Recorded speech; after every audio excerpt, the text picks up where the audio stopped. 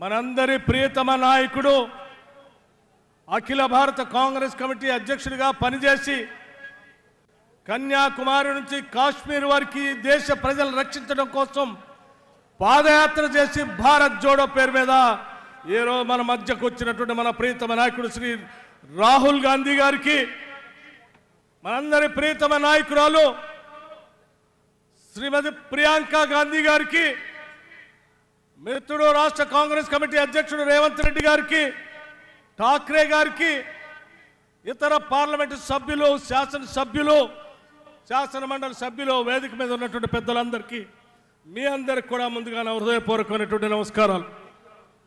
మిత్రులారా, అత్యంత వెనుకబడినటువంటి గిరిజన ప్రాంతంలో ఈరోజు అశేష జనవాహిలో ఈరోజు భారీ బహిరంగ సభ పెట్టుకున్నాం.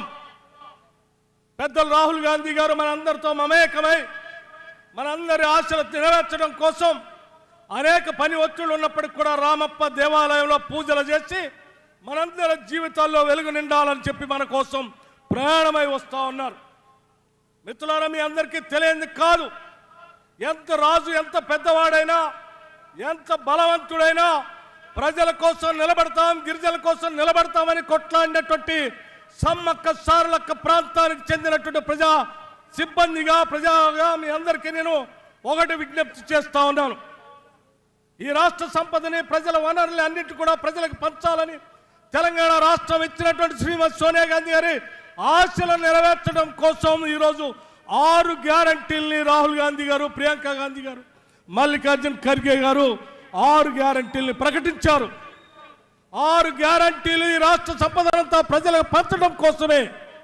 ప్రతి గ్యారంటీని ఇంటింటికి తీసుకొని వెళ్ళి ఈ రాష్ట్ర సంపదనంతా ప్రజలకే పంచుతామని చెప్పేటువంటి కార్యక్రమాన్ని ప్రతి కార్యకర్త తీసుకోవాల్సిందిగా నేను విజ్ఞప్తి చేస్తా ఉన్నాను. అంతేకాదు, శ్రీమతి సోనియా గాంధీ గారి నాయకత్వంలో ఫారెస్ట్ రైట్స్ యాక్ట్ తీసుకొని వచ్చి గిరిజనులందరికీ పోడు భూములు పంచుతామని చెప్పిన చట్టాన్ని నిర్వీర్యం చేసినటువంటి రాష్ట్ర ప్రభుత్వానికి బుద్ధి చెప్పవలసిందిగా ప్రతి గిరిజన సోదరుడు కూడా పిలిపిస్తా ఉన్నాం.